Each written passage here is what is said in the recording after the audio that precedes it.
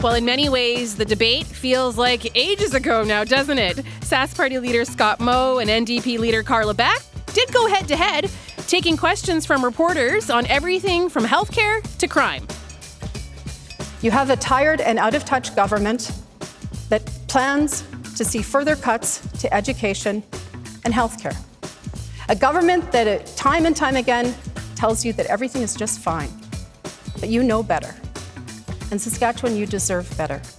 And tonight you heard two very different plans for our province of Saskatchewan. The Saskatchewan Party plan for a strong economy and a very bright future, and the NDP plan that will mean higher taxes for you, and it will mean decline, loss, and closure for our province, just like the last time the NDP formed government. Well, since then, less than 24 hours after the debate, we have NDP leader Carla Beck standing next to three former Sask Party people who now say they stand with her.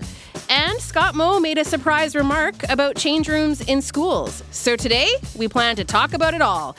And we have two former party insiders joining us on the show. We also want to hear from you. Between the debate and today's announcements, is anything swaying your vote? What do you make of all of this? You can call us now at 1-800-716-2221. You can also email bluesky@cbc.ca. Well, there was that provincial leaders debate, and it seems politicians are looking to turn the page and focus on topics that aren't so much new, but in many ways divisive. CBC's Adam Hunter is taking it all in for us. He covers politics for CBC Saskatchewan. Adam, hello. Leisha, am I taking it all in? It's been a lot to download over the last little while, and people were asking me about my take from the debate last night. I was on the stage, I heard all of it, but there's a lot happening today and last night. I feel like we're all a bit sleep deprived too, so it's extra hard to take it all in, right? A late night talking about politics, and then we wake up this morning. So where do we start? I kind of want to start with Carla Beck today and the people who were standing next to her today.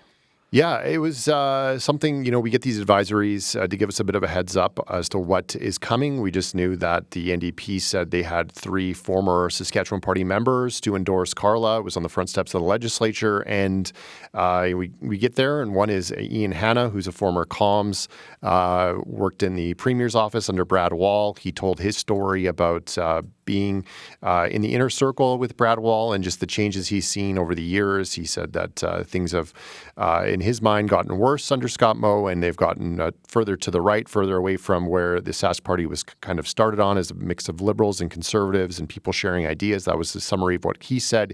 He also talked about the divisiveness of Bill 137 and using the notwithstanding clause as being kind of the final straw for him. We also heard from Glenn Hart, who is a longtime MLA for the Saskatchewan Party in Last Mountain Touchwood area. And he had a similar story. He didn't have the exact same points as when he became disillusioned with the party, and said that, he used the words of Randy Weeks, who's another former Saskatchewan Party MLA who's been very outspoken and also endorsed the NDP. And Glenn Hart said that, he used Randy Weeks' words, enough is enough. And, this is time to endorse someone new. And one of the policies he pointed to was Bill 70, which is the security changes at the legislature, which moved from under the arm of the Speaker to reporting to the minister and not the Speaker, the independent Speaker. And there was a lot of discussion of that a couple of years ago. Hart was, of course, the former Deputy Speaker. And then finally, Mark Docherty, speaking of former speakers who are now endorsing the NDP, joins Randy Weeks doing that. And Mark Docherty said that when he came in, elected with the Brad Wall government, that he felt he was heard, that his opinion was kind of, it mattered. He could have meetings with the Premier and talk about things. He said that changed under Scott Moe. Of course, he was the Speaker, so he had a bit of a different relationship for a time there. But he said he stepped away, and he also pointed to Bill 137 as being one of the reasons why he decided to step away from government and really lean into the NDP and Carla Beck. So it's quite a sight to see, especially two former Saskatchewan Party MLAs wearing NDP orange pins today and standing with Carla Beck outside the legislature. Yeah, that's quite something. So we've got a bit of tape from former Sask Party MLA Mark Docherty from today. Let's listen. The one piece that stood out for me, where I sat and I went, enough is enough. And it was using the notwithstanding clause. There's absolutely no debate on that. It was the utilization of the notwithstanding clause in order to further subjugate people, young people that need our assistance, need our help. Okay, so that's Mark Docherty.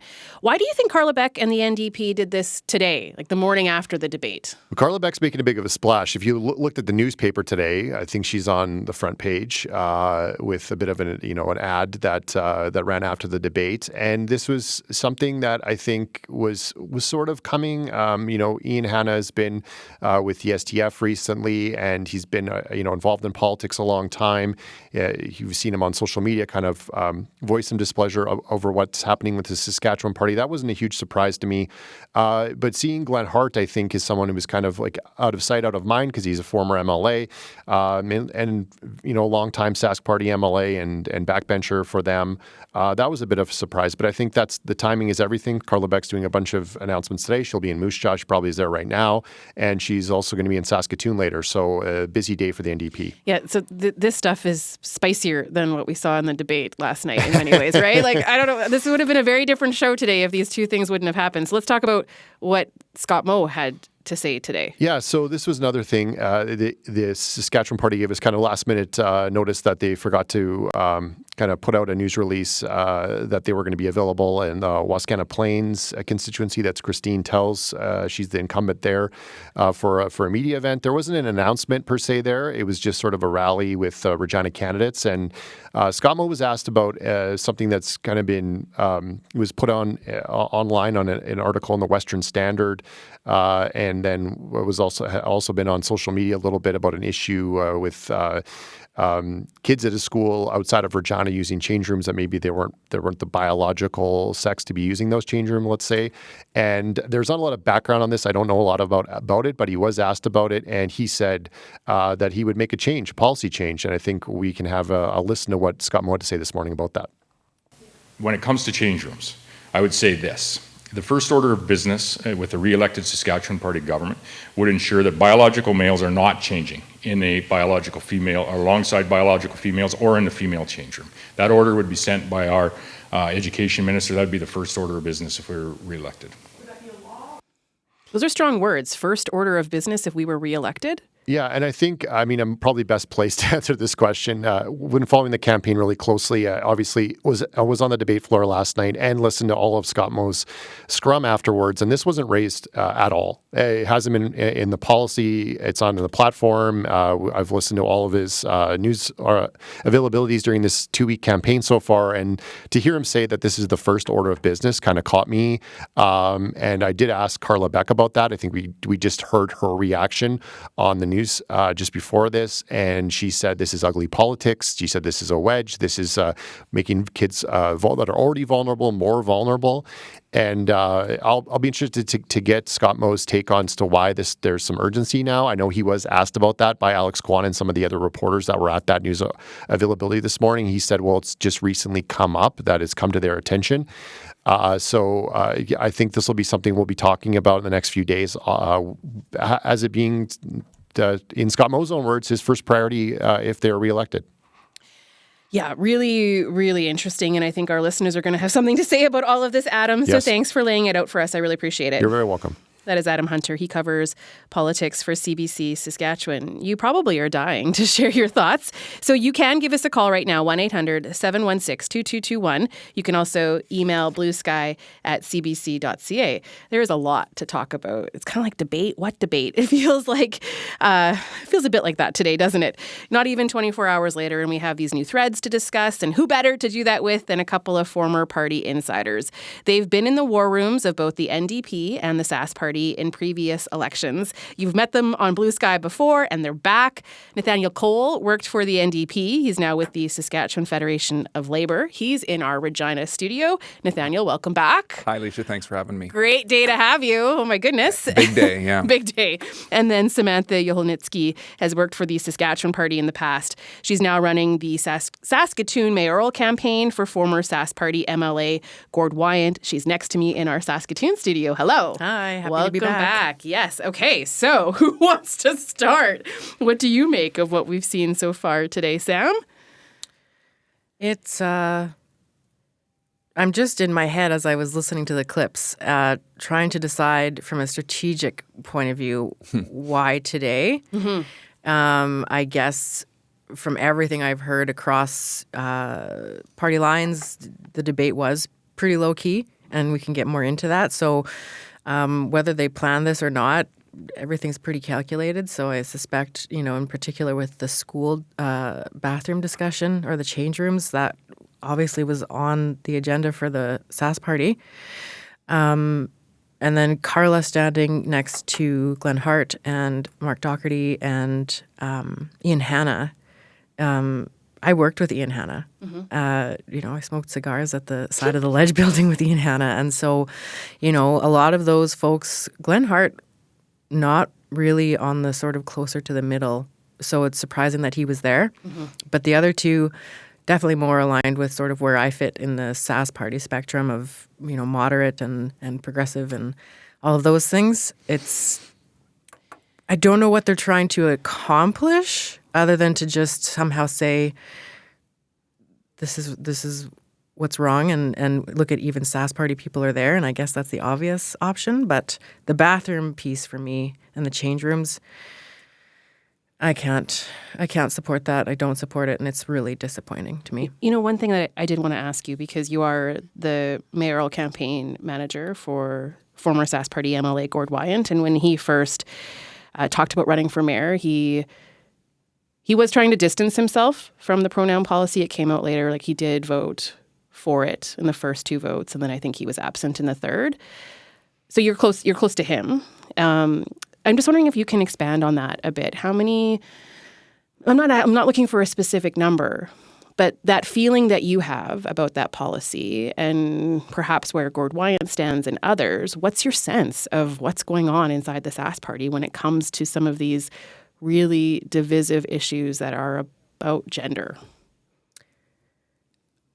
I wish I knew what they were thinking. Obviously, they have thought, again, that this is a tactic that's going to work somehow politically for them. I really don't know that they scored a lot of points politically when they introduced Bill 137 or put in the notwithstanding clause. To date, I haven't really seen a real tangible benefit to them. And so I'm kind of scratching my head as to why they would try something similar again. And to speak to sort of Gordon and, his distance from that decision, and he would probably feel exactly the same way about this one. He's a visible example of what we've seen in the men standing beside Carla and a lot of people within the party. And when June Droughty resigned and Gord is now out of the party, Ken Kravets, that was sort of the liberal cadre of the party, more of the heart, and that is gone in a lot of ways. So I think people are frustrated. I don't think people feel that the Sask Party voice is there as they know it, and these are all symptoms of that popping up.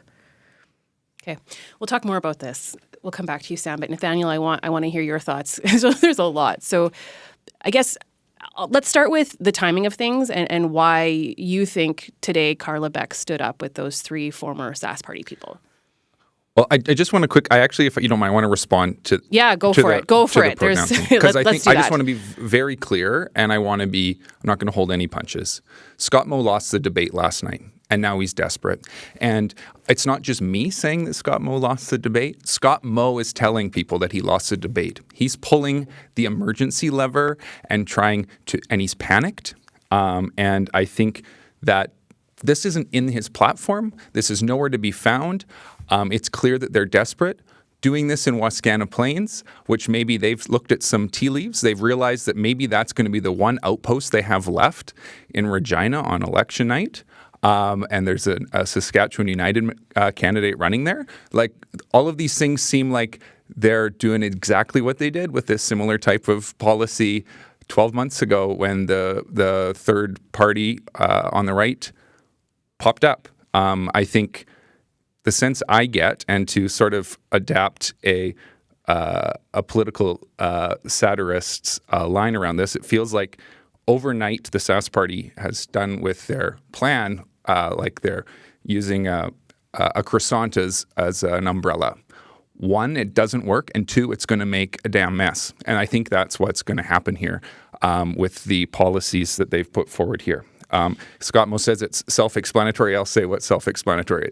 It's very clear. It's very self-explanatory that this is contrived and it's intended to be divisive, and it's an emergency lever they're pulling ahead of the election. Sam, what do you think about that? That it's an emergency lever? I just want to remind people, like, this was a question posed to Scott Moe at a press conference. It came from reporting at the Western Standard, I think a right-leaning publication. Clearly, he knew about it before the question, though, if he was able to come out that strongly. But do you see this as a desperate lever right now, Sam? Well, I maybe wouldn't characterize it as desperate, but it is absolutely a tactic. It's a friend of mine that I learned a lot about communications from that worked with Premier Wall, Cathy Young, would call this a look-a-bear story, like, look, a bear, right? They are trying to change the channel.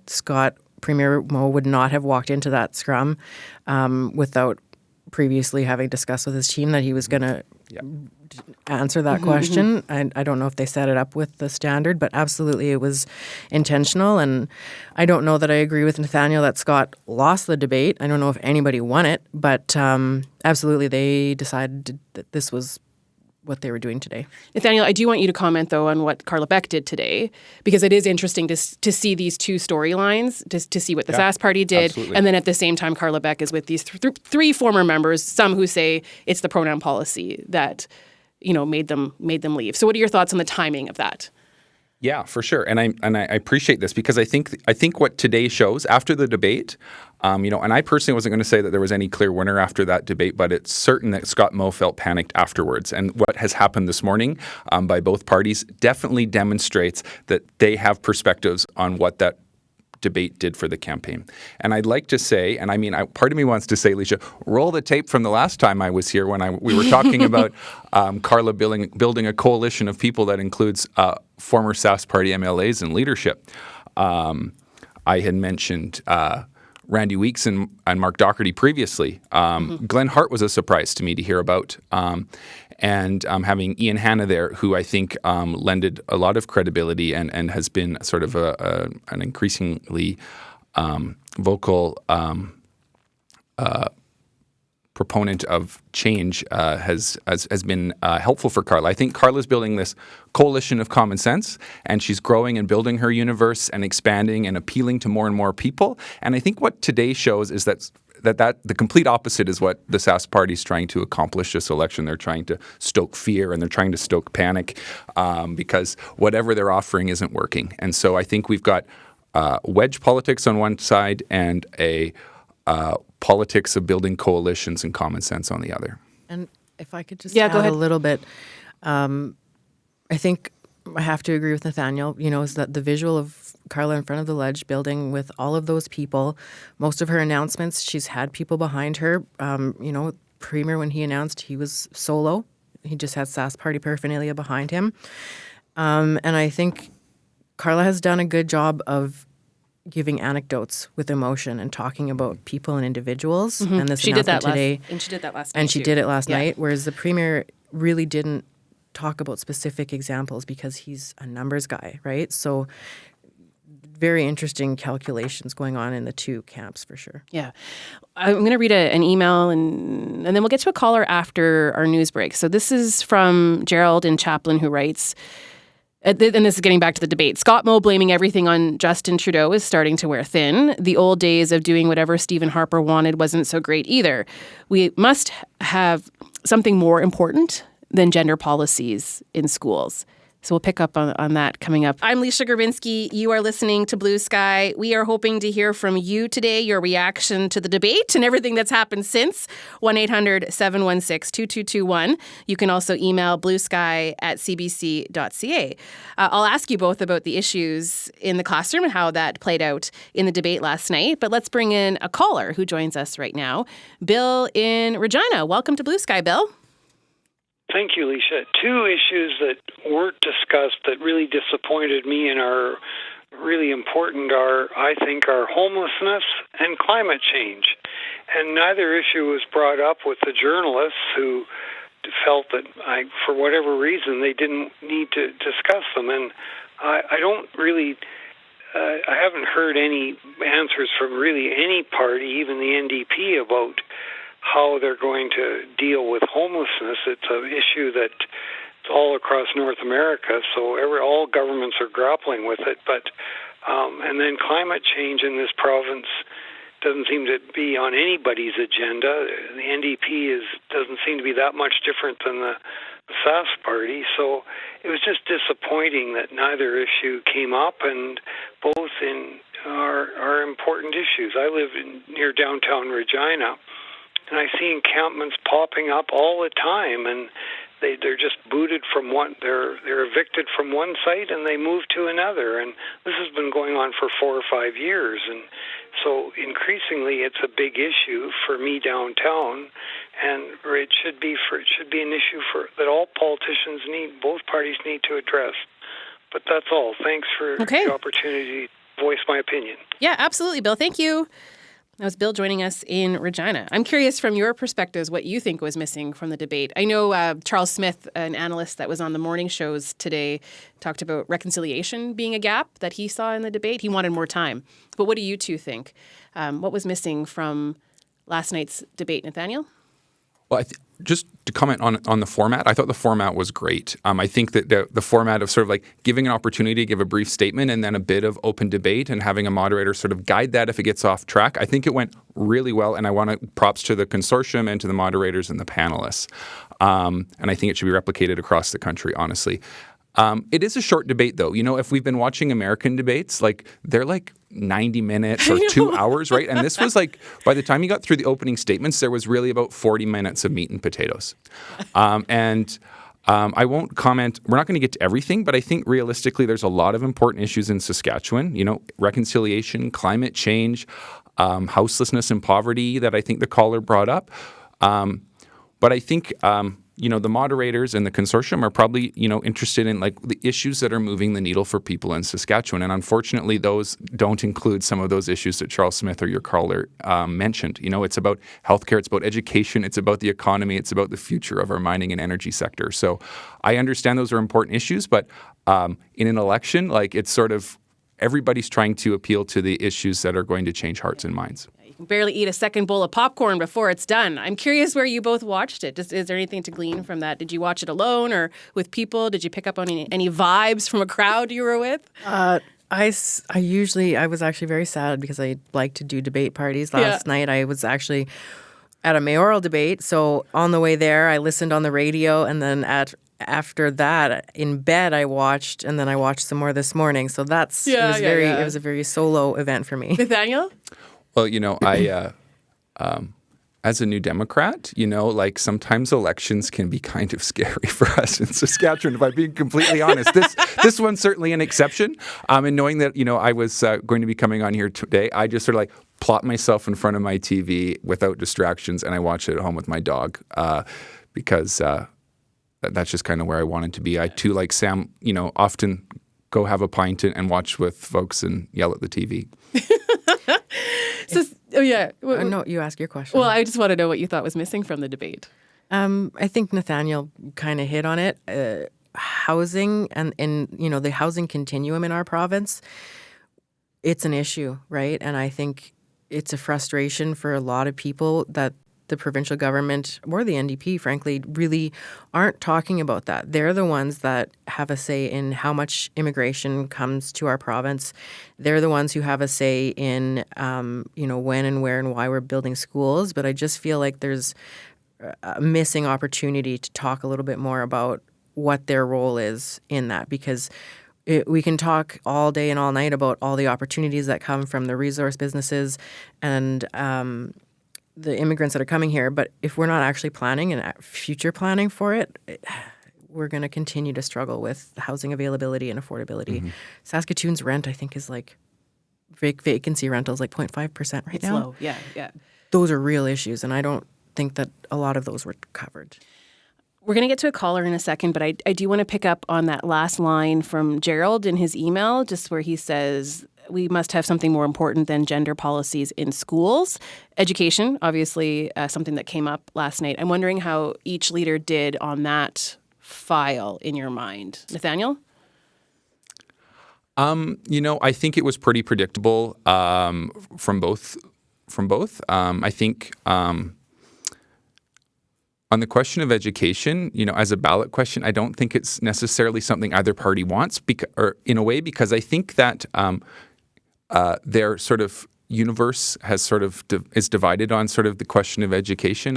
I think that not divided, but I think if your number one issue is education, from the perspective of funding and resources and those types of things, you're probably not voting for the Sask Party. And if your number one issue in education is about who's going into what bathrooms when, then you're probably going to vote for the Sask United Party or the Sask Party. So I don't think that it's going to move the needle. I think there was a bit of back and forth on how much was it.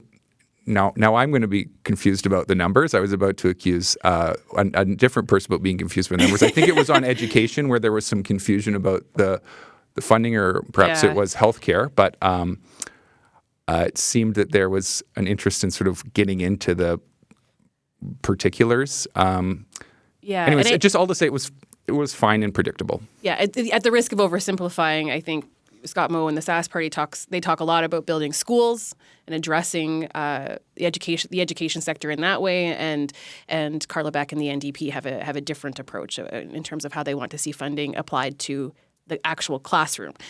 Sam, how do you think both did on the education file? I think if I were to add anything to sort of what you two have said, again, I come back to Carla and her kind of ability to put the human side of these stories in. And she had a really good line, kids in grade 12 today have only known cuts. That's hard-hitting, frankly. And, in grade 12, when I was in grade 12, teachers went on strike, and I almost had to extend my school year. My brother had the same problem. Teachers went on strike for him, and he missed a big trip. Those are things that actually really stick in people's minds. So that comes back to the whole STF and contract issues that they had. But overall, I think the Premier did a good job. I think he was very steady and statesmanlike and really did talk about the number of schools they've built, that they're not inconsequential dollar amounts that have to be spent to do this. But, just as Nathaniel said, two different sort of tracks in that pile that they really focus on.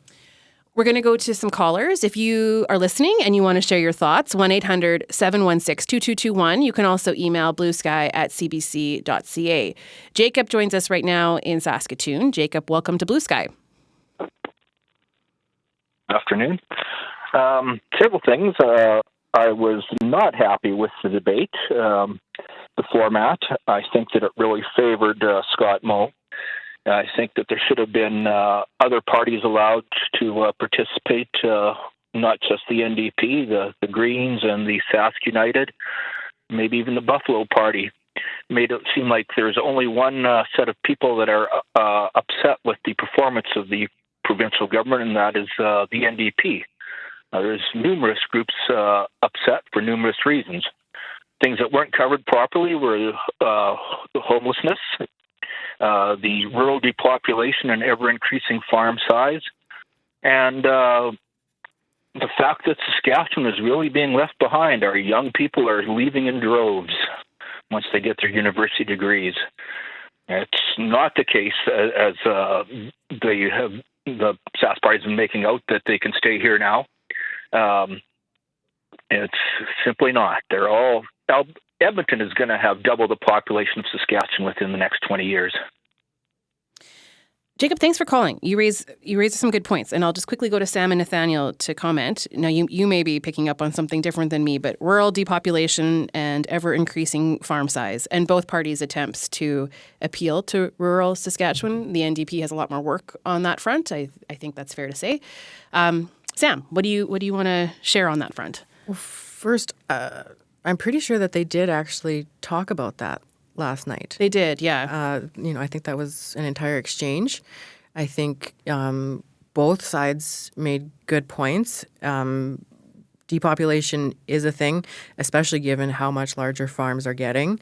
But I have seen a number of initiatives that the party has, including just keeping rinks built up and giving money to do things like that to sort of, it's a small example, but rinks are everything in a community, right? So there probably lots more work to be done, but I do think that was discussed in probably a good way when you have an hour to talk about everything under the sun, because this is like the only leader debate, so it was never going to be perfect. But that's sort of my observation. It's the one thing that's fuzzy in my mind. I can think of their healthcare conversations, their education, affordability, but maybe it came through as a part of a back and forth. Yeah, I did rewatch that part today, and I am not the person to summarize it best. But they both were trying to tackle it and to to share a message that they care deeply about rural Saskatchewan, and they both have different ideas to how to generate economic activity. But I can't say what truly works when the cities are both of their focus in so many ways. I think maybe that was a little bit forgotten on both sides. Yeah. Nathaniel, what do you think? Yeah, well, I think, to Sam's point, or to your point, actually, they both tried. But I don't think there's been a lot of in-depth policy discussions or development around some of this for either party, because I think the political calculus this election, doesn't put a fine focus on that. And I really think for me, I've lived in rural Saskatchewan, I've lived in the cities, and I think and the polling I've seen affirms that like the same issues in rural Saskatchewan that people are top of mind are in the cities. It's healthcare, it's the cost of living, and those types of things. There are some specifics, but I didn't see that from either party last night. I would reflect on the comment made about young people leaving Saskatchewan, and it's funny because that's sort of the attack that the Sask Party continues to use on the NDP about the best business to be in was the luggage business when Lauren Calvert was premier or whatever. In the research I did when I worked in the caucus office, like quarter after quarter after quarter, there were fewer people under 30 in Saskatchewan than the quarter before, my entire time, which sort of says something about the hope and the vision that young people have in Saskatchewan. It's kind of always been our cross to bear in Saskatchewan. I think we sort of feel like there's greener pastures other places. And so that sort of just, it's not really a political issue as much as it is just, I think, a Saskatchewan issue. But I do know a desire to explore other parts of the country? It's sort of always been part of the political debate. About people. Okay. It's sort of like young people are always leaving and they don't always come back because, realistically, we don't have as many opportunities for, post-secondary education and those types of things as maybe other provinces do. Well, and there's bigger salaries to chase in other provinces, right next door. Yeah. There's a number of reasons, but that's also why I think the Sask Party, and I keep coming back to the graduate retention program, those are the kinds of things that every government needs to try to do to keep people here. And at least we still have affordable housing, even if nobody has enough of it across the country.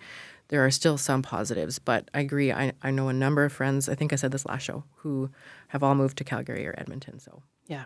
Let's go to some callers. So James is on the line in Saskatoon here. Hey, James. Welcome to the show.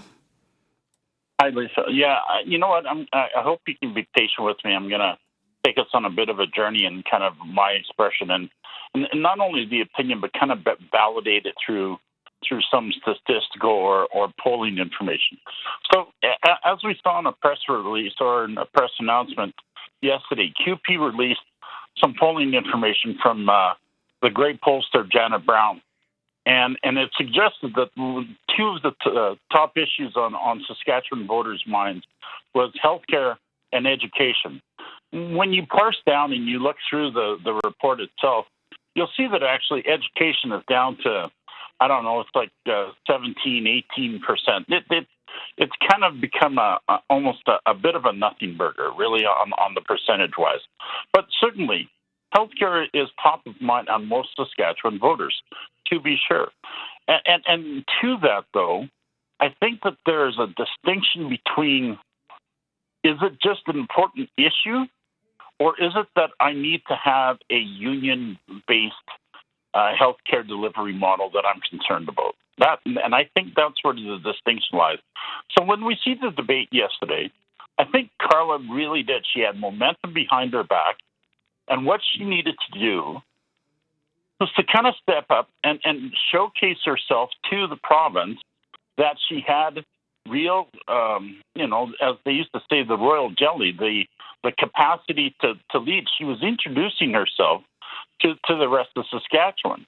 And I tend to think what had happened is whoever was giving her prep on this debate style failed her immensely. And the reason I say this is because as I watched the debate, it seemed to me that there was more of a focus to try and pin Scott as a bully than try and state your positions with clarity. Okay. And I think that's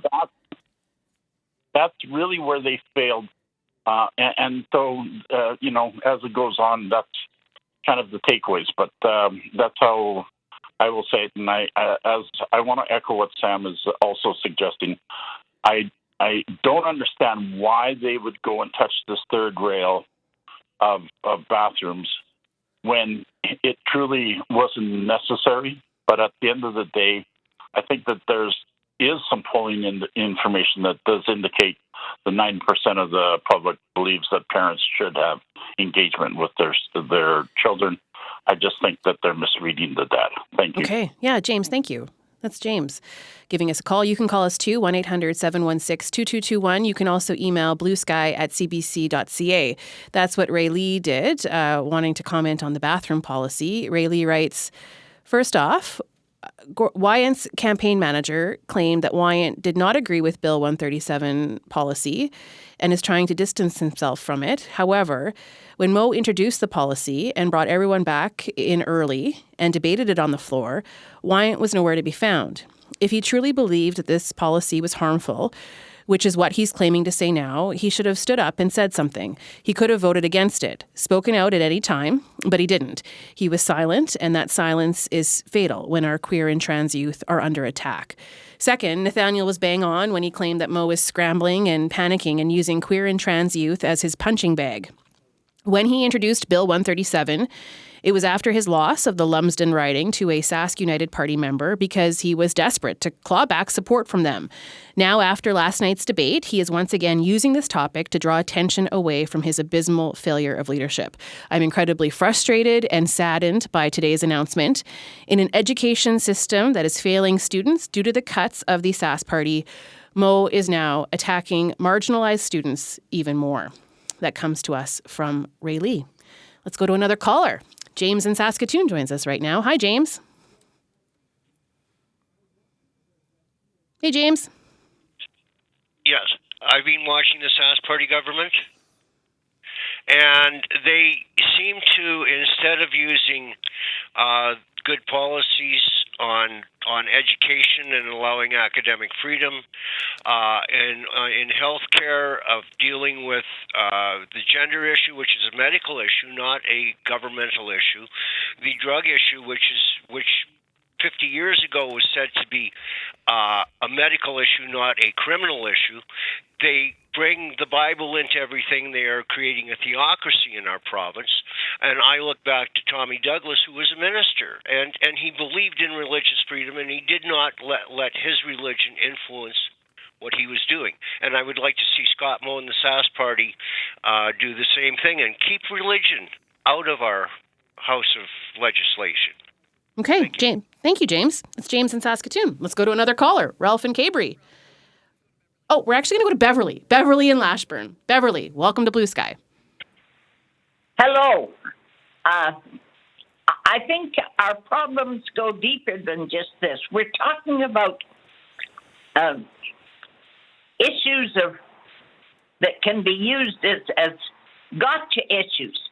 They're not talking about the basic major problem which we've had ever since Mulroney and Chrétien and Harper changed the electoral laws for financing and other things, and also allowed extreme power to go to the oligarchs in the imperial system, which is now pretty well running the Western world. And until we face that, until we do something about that, it's almost impossible to make it better for the ordinary guy. He's going to have to pay because the big guys want it. And I mean, our resources are sold for the lowest amount of money that anywhere in the world. We get lower royalties. Even Tajikistan's government does better. I want to ask, come on. Yeah, resource revenue sharing. Interesting. So Beverly, thanks for calling, and I'll segue to our guests to comment on that. I'm trying to think of what my question is, because it did come up in the debate last night, and I feel like every leader that we've talked to on Blue Sky so far has talked about a better model for resource revenue sharing. Nathaniel, do you want to weigh in on that? You're asking the New Democrat to go first on this? Well, do you want to go first? I don't know. I think realistically, it's not a top of mind issue. I think it's more of a governing. It's more of like it's something you wrangle when you govern more than you sort of like pitch as a promise in an election. I think it's sort of a bigger question of if we're talking about if we're talking about general resource royalties. Yeah. I guess would be my perspective on that. As far as like the revenue sharing, I assume that is intended to mean like with First Nations and Indigenous stakeholders. I mean, even if we simplify it even further, we have natural resources, and are the people benefiting from the natural resources that we have here, and how are the politicians communicating that to us? And so I guess just quickly, I think the New Democratic, Carla and the New Democratic Caucus would, in short, say no, that we're leaving something on the table, and they haven't talked about it this campaign, but certainly there is something left on the table that that we could. I'll just stop there. Yeah. Because some people are getting rich here, and I think it's a conversation that comes up probably every couple of years. Should we be charging more and keeping more? But what I see is companies like Nutrien and BHP contributing significantly back to the community. They sponsor some of our biggest events year after year. They create an immense amount of jobs and opportunity. And so those are some of those tangible benefits from it. But what I would actually say, and this isn't answering your question because it's not talking about the election, but I actually think that the better question is we need to revisit the equalization formula and keep our money here that way. But I think the Sask Party has been aware of sort of how up and down that resource revenue can be, and they have worked to sort of expand or diversify where our economic value is derived from outside of resource revenue. And so I think that's always got to be a focus for government going forward. We need to have Eric Klein here with us. He's the former NDP cabinet minister who wrote a book on this. He came on the show. You could find a link to it in our archives. But he very much has been bringing that up. I'll share an email here from Tony, who writes, "We're in last place with minimum wage. We have broken promises about getting rid of crown corporations. Our provincial debt has increased substantially under the Sask Party, which robs us through interest debt. We should not use the notwithstanding clause willy-nilly. We still do not have a collective agreement for teachers. Governments need to change to stay relevant." Let's go to one more caller here. So Rob joins us right now in Saskatoon. Rob, welcome to Blue Sky. Yeah, good afternoon. Hi. So I didn't get to hear the debate last night because I was actually at another function that I couldn't get out of.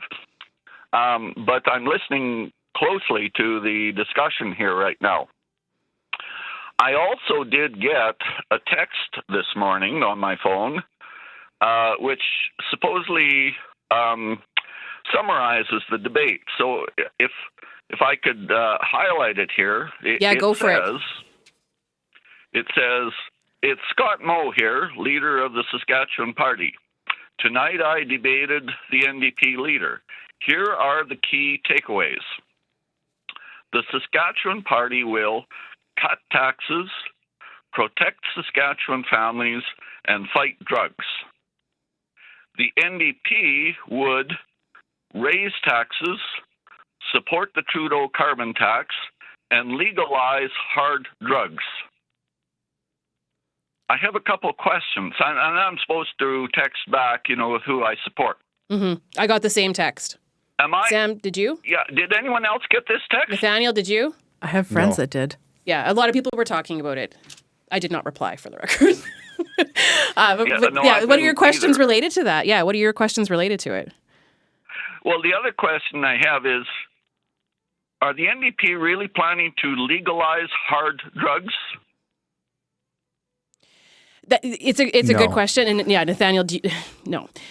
That's another one of these desperate boogeyman things I think I've seen come out in recent days. I think there's nothing anywhere on any record that would suggest that's the plan of the NDP here. Rob, did you have another question related to that text? We've got like 30 seconds. Well, that's mainly legalize hard drugs, and I went, are you kidding me, really? And I want to find out, really? And also I want to know if other people got this text. So I think you've answered my questions. Yeah, I'm glad you brought it up because I was thinking about it this morning and then so much has happened that I forgot to bring it up again. Yeah. Rob, thanks for calling. I really appreciate it. Nathaniel, I'm going to give you each and Sam the last 10 seconds to kind of wrap things up. Anything you haven't said yet that you want to get across, either about the debate or anything that's happened since then? Maybe I'd let Samantha have the last word since I think I got it last time. But just quickly, I would say, I think we've heard from both leaders what their priority is on day one.